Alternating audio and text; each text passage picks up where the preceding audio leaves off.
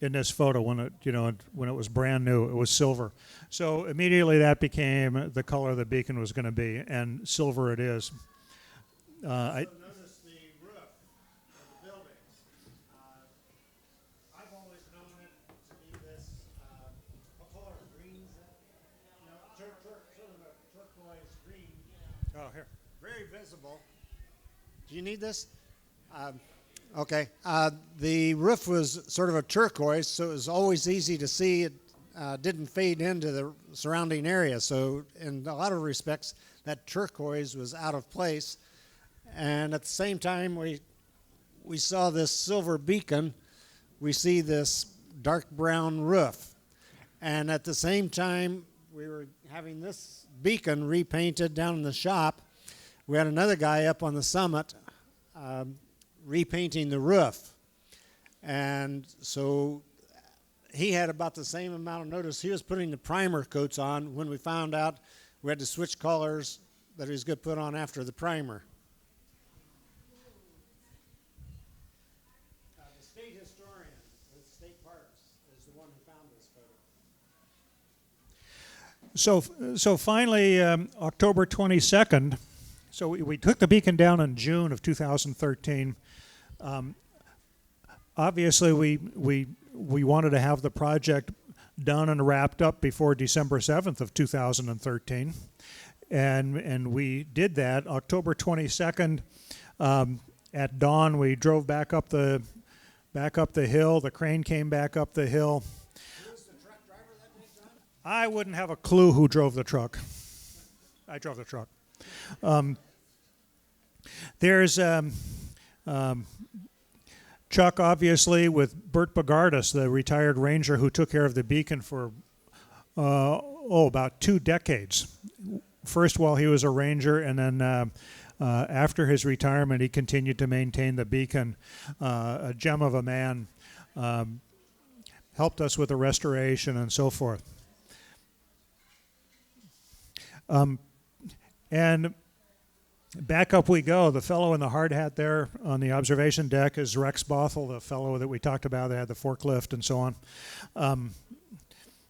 Swung it into place. The what we call the bird cage, this group of ribs that support the red light at the very top.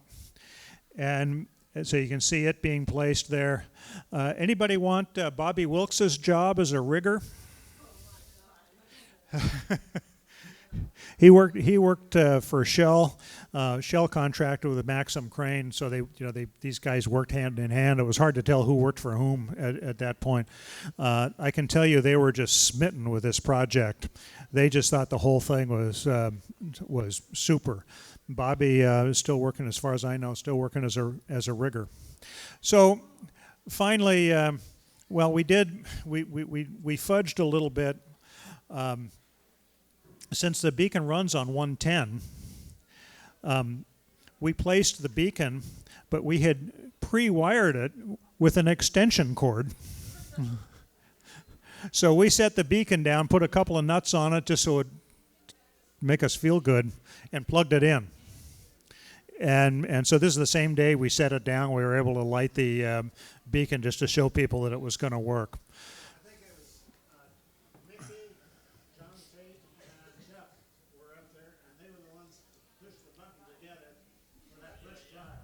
Yeah.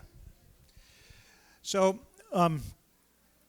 so the beacon is ready to go for this year. Dick and I will be up there about 10 days, I think. We'll do our little test lighting and fire it up just to make sure everything's ready for December 7th again. So everybody needs to come out. As you know, Cal State East Bay, about 3:30. I know many of you have been there before. People will be there again. You won't see me because I'll be up at the summit. Dick will be there, right? And then John Stewart will be there. Come on out. It's a cool thing, and you can see the beacon from Cal State East Bay if you haven't been there.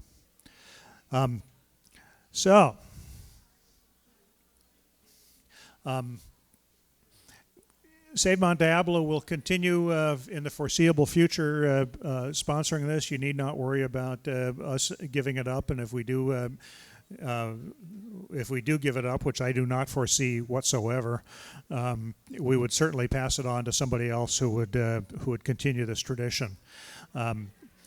Cal State East Bay, I should mention, this was a chance encounter almost. On 2013, when we relit the beacon, if you recall, the weather forecast was not good, and in fact, Dick and I, 2 days before, well, December 5th it would be, we were driving up and down through Walnut Creek saying, where can we meet? Where can we meet? This can't possibly happen up at the summit.